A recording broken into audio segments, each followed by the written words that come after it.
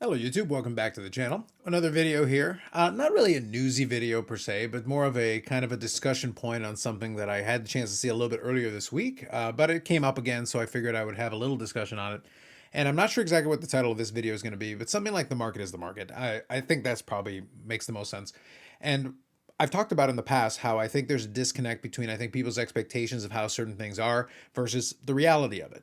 And it creates this, improper perception and there's a disconnect there with a lot of folks as far as that's concerned. But in this case it's going to be more focused in this case on a manufacturer, specifically the CEO of one of the manufacturers because they're not immune to it. They have kind of the same issues that everybody else has sometimes about disconnecting how they think something should go versus the reality of how the market works. And we've talked about this before, and I've done extensive videos on it. And really, what it comes down to is the marketplace is what it is, and that doesn't mean it's efficient. In fact, most of the time, it's inefficient.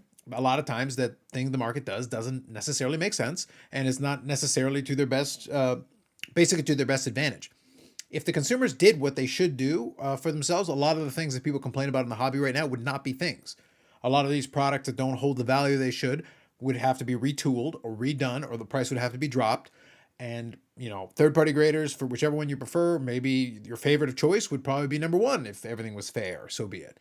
But that's a common complaint. But a lot of times, and usually it's directed at something like PSA. They're like, well, why is PSA number one? It's like, well, because that's what the marketplace did. It's like, well, it's just because of value. Yep, it's because that's what happened. Does that mean it can reverse? Of course it can reverse. It was one way. It's this way right now. It was that a sort of different way before, and it can be a different way again later on. But the reality is, those shifts in the market are not going to be based on the individual doing one thing. But you can take advantage of that. I've also done a video talking about the opportunities that an inefficient market gives. It's a feature. And the reason I said it was a feature is because, well, if you understand what the discrepancy is, you can take advantage of it. It's arbitrage. Just do that, do what you need to do. In this case, the focus of this one is going to be based on a letter that was sent out via email to various individuals that were on the Leaf trading cards mailing list. Now I did see like this elsewhere, but then I also came across this response here that ended up being the source of quite a bit of entertainment and discussion in the Discord that I'm in. So this here, again, I'm going to emphasize this person probably didn't present this in the best possible way either. It's one of those things where Twitter brings out the worst in people. Like I'm at the point where I genuinely don't even want to use Twitter most of the time, but I will still pull it up whenever there's something like this where I can reference because people still choose to use this social media platform, even though again, for me it's a cesspool and I really try to avoid it as much as I can. But here we are. So this person, like I said, did not approach this in the best possible way. However, the original letter that this is referencing also, to me, isn't being approached in the best way. So, it's kind of two wrongs making an even more wrong.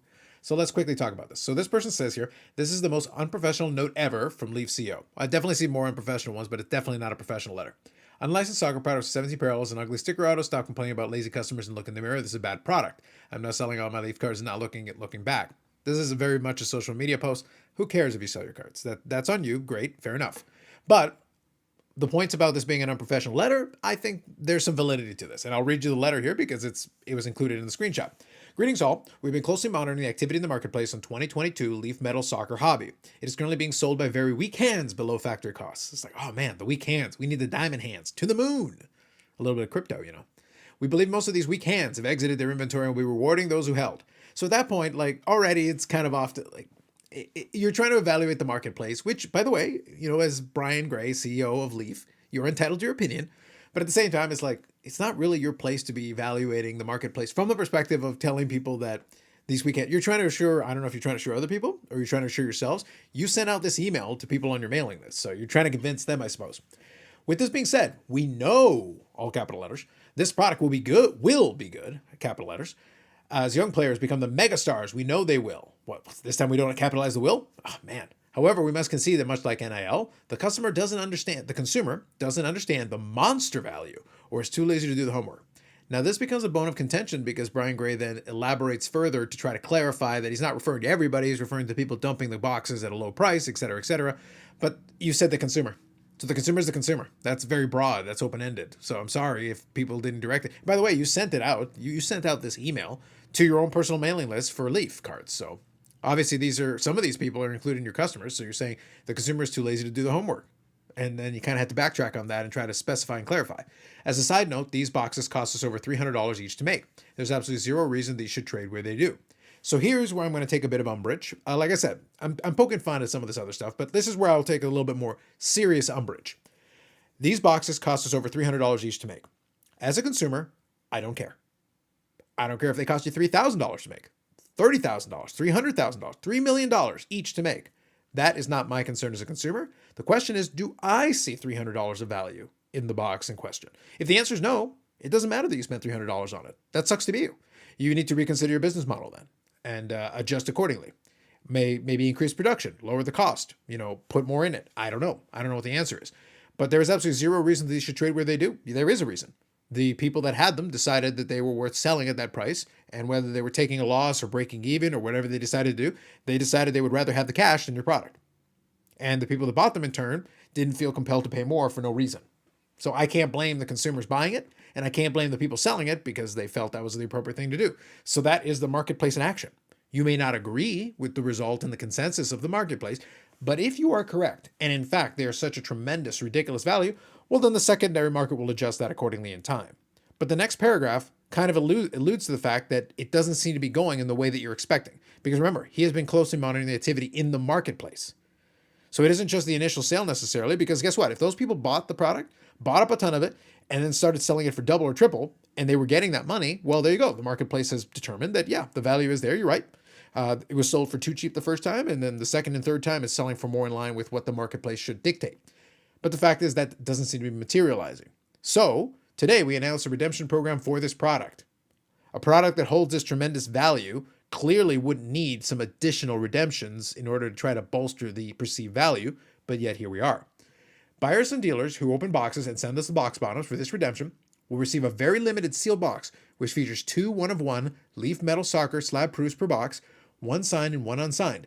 These boxes are $100 plus SRP. So you're getting this perceived $100 suggested retail price on these boxes that is being added to the other value in these other boxes. But again, if people didn't think the value was in the product in the first place, fine. It's great to have a value add. Nothing wrong with that, by the way. But at the same time, you're basically alluding to that, yeah, you haven't been able to convince the marketplace, so you're throwing this in as an inducement and enticement to get people to open the boxes and send the box bottoms so that they can redeem these items.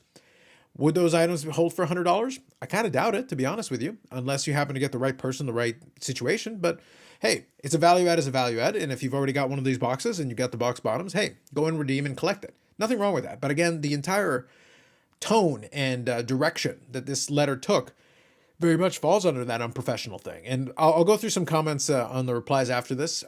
They kind of also reiterate this idea here.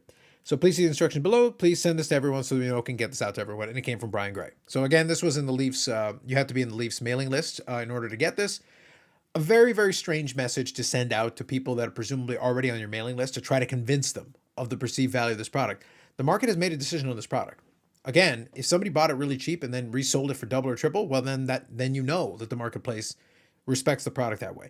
If it's not happening and you have to do an inducement, the marketplace is saying, you overpriced the product. And if it costs you too much money to make that you'd be taking a loss if you adjusted the market price accordingly to market price, then you're basically saying that you're producing, you need to adjust your model. You're spending too much on a product that just simply isn't perceived to be worth enough.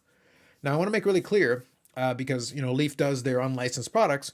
I've talked about on this channel a number of times. I like unlicensed products. I think they've got a place in a collection, and I've got a number of them myself that I enjoy, and they fit very well in the sections they fit in. But I should point out that much like everybody else, I adjust my pricing accordingly. If I've got a card, an autograph, a memorabilia card, whatever the case may be, for one of my favorite players, and I pick it up in this unlicensed format, I'm not paying the same as for an equivalent licensed product. I'm adjusting the price down. And if it's a buy it now best offer, then I'm probably offering a low ball offer because my goal is to pay as little as possible. And in that instance, the marketplace just isn't as strong for that kind of product. That isn't to say there is no marketplace, because there certainly is, but it's lesser. It's less so. So as such, the price goes accordingly. So the fact is, touting this as this incredible product, the marketplace clearly doesn't see it that way. And there's some replies afterwards that are kind of fun. Now, by the way, as I scroll down, you'll notice there's a variety of different replies to this, and not a lot of folks. Like this one right here, I think summarizes it very well. Not a good look. I know Brian is passionate about his product, but the product's not for everyone. Can't be mad about that. Which I think is a very even-handed response compared to some of the more incendiary responses this came with. So a little bit of editing magic here, and I've gone back to Brian Gray, specifically his own Twitter. And here is one person who specifically writes kind of the idea here behind a lot of what I'm talking about. I highly doubt anybody gives a shit about those things. feelings pertaining to the value, quote unquote. You had a product that could potentially go up in value. That's why you have customers. The value is diminishing and you blame customers. Again, the customers looked at it, and the idea here that, oh, you haven't done enough research or whatever the case may be, here's the truth. That might be true, but it's not incumbent on the customer necessarily to do research on everything. If they're not interested, they're not interested. You can't force it. You can't make fetch happen. It doesn't matter how much you want to. And then Brian kind of responds to this. He goes, that's a disconnect. I was referring to those dumping cases. That's great. But the problem is you send it out to your general mailing list and talked about the consumer. The consumer is the consumer. I'm sorry. And so a lot of the folks you're sending out to your mailing list are not the people, quote unquote, dumping cases. By the way, your consumers might like that they're dumping cases because they can buy the product cheap. So why would it be their concern rather than yours? They wanted to get it inexpensively. That sounds great. So Brian then starts, this is only a couple hours ago, so he's kind of having to backtrack on some of his comments and clarify. I wanted to post to clarify my statement yesterday. When I used the words lazy or not knowledgeable, I was referencing case dumpers primarily, as I don't know why they bought it if they don't have the customers or know the sport. Fair enough, but I'm back to what I said before. The message really didn't need to exist in the first place. My apologies to any collector who took this as a reference to them. I 1000% support collectors buying what they like. As a collector myself, I would be offended if I thought a comment like that was directed at me. Rest assured that was not directed at you guys, even though a lot of those people in question are the ones who received that note from you. People that are dumping the cases, by the way, they're entitled to dump the cases. If they paid you $1,000 for the case and they want to sell for $5, well, then they took a $995 haircut. That is their prerogative in their business. It doesn't matter if it hurts the perceived value of your product. That's not really their concern, and it's not the consumer's concern. And I understand from Brian Gray's perspective and Leaf's perspective that hurts, the viability of the product. But guess what? If the product's that good and the checklist is that amazing and it's the best soccer checklist ever, and the demand is there and the interest is there and people want it, even though it's unlicensed and that tends to have less demand in general, then so be it. And then guess what? That $1,000 case is going to become a $5,000 case and a $10,000 case anyway. Because the people that got it super cheap, they got it for $5, well, they're going to see the value potentially and then want to flip it for additional money and make money on their end. And maybe the next person will flip it and there you go. The market will reestablish the equilibrium and you'll end up where you're supposed to end up without complaining about it in a letter and then having to backtrack and clarify after the fact. It's a very strange direction that you take on stuff like this. And it isn't an unusual in this space, although, like I said, Brian Gray tends to do that more so than most other ones. But I can guarantee you that a lot of other leaders in the space are probably annoyed sometimes when they see something that they feel is a pretty good product or a pretty good value or whatever the case, and the marketplace just doesn't take to it. And sometimes you have no control over that. But how you respond to it is something you do have control over. And that's something that has always been a bit of a struggle here. And I always think that this is not the avenue or the way to go about it, because again, the marketplace is going to decide for itself. And the reason I'm getting at the market is the market doesn't care about your feelings. It doesn't take into account how much hard work you put in or whatever the case may be, whatever kind of product you're selling, whether it's a card product or a software application that's related to the hobby. If you don't feel like the marketplace is really appreciating it enough, that's unfortunate. Then of course, you can do the best you can to promote it or to try to help people understand whatever value proposition you're offering. But the truth is the marketplace is still going to make up its own mind. It doesn't matter how you feel about it. It doesn't matter if you think, oh man, but this is revolutionary. Well, the market will decide if it cares about that. How revolutionary it is not really of their concern. For the consumer, it's perceived value. As long as they feel like they're getting perceived value, then they will spend the money. It's not just if you build it, they will come. If you build it and people want to come, they will come. That's the reality of it. Just it being there isn't enough. In the same vein, this product, it could very well be an amazing product. I'm not a soccer guy, so I really don't know. But at the same time, if the market just doesn't see it or just doesn't want it to that degree, then the market is right. By the way, the market could also change its mind tomorrow, at which point the market is still right. It just changed its mind. And that's kind of the way that the whole marketplace has always gone. But it was just kind of interesting. Like I said, it was a very different approach to take, to do it in the form of a kind of an open letter to your mailing list, basically complaining and lamenting that people were just not appreciating the genius of your wonderful product, and that you have to sweeten the pot in order to make it interesting for those that took the time and spent the money to open your product. Just some thoughts related to that, kind of a more fun one for me, just because, like I said, it was kind of a weird story. We'll probably talk about it a little bit on the live stream, just because it was so bizarre and so odd. But let me ask you this question: if you were in the market for something like that, would a letter like that entice you? Obviously, the redemption program is trying to give a value add, so that's something. So you are getting something for it. I don't know if you didn't feel like there was value in it to open up the product, and now you're being offered this additional thing. Is that enough? Would that entice you to consider opening the product? Would you want to? Is being browbeaten by the CEO of a card company enough to get you to go out and buy the product yourself? Is being called lazy and, not doing enough research, is that going to entice you? Even though after the fact, he's backtracking it and saying, it's like, no, it's the people who are dumping the cases, or who, by the way, bought the cases and are entitled to dump them and price them however they want. But just some kind of open-ended thoughts that I kind of had that I wanted to talk about. I'd be curious to see what you think. Like if you like the video, subscribe to the channel. More videos coming up on this, as well as the live stream, 8 p.m. Eastern time. We'll be doing on Friday. We'll have to see basically what else the content gods have in store for us. Anyway, that's it for now. Thanks very much. We'll catch you in the next one.